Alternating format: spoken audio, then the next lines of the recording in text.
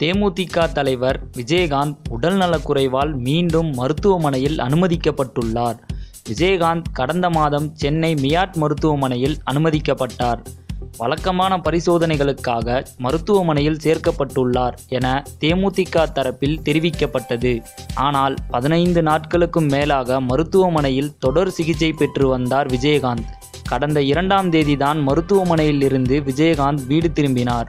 பின்னர் ஆர்கே நகர் தொகுதி இடைத்தேர்தலில் விஜயகாந்த் பிரச்சாரம் செய்தார். ஆர்கே நகரில் விஜயகாந்த் ஒரு நாள் பிரச்சாரம் செய்த நிலையில் அத்தொகுதி தேர்தலையே தேர்தல் ஆணையம் ரத்து செய்தது. இந்த நிலையில் விஜயகாந்த் இன்று மீண்டும் மருத்துவமனையில் அனுமதிக்கப்பட்டுள்ளார். மருத்துவமனையில் இருந்து டிஸ்சார்ஜ் ஆன விஜயகாந்த் ஓய்வெடுக்காமல் பிரச்சாரம் செய்ததாலேயே அவரது உடல் நலம் பாதிக்கப்பட்டதாக தேமுதிக வட்டாரங்கள் தெரிவிக்கின்றன. சினிமா மற்றும் அரசியல் செய்திகளை உடனுக்குடன் தெரிந்து கொள்ள subscribe to today cinema. Today cinema நேயர்களுக்கு நன்றி, வணக்கம். Please subscribe to today cinema.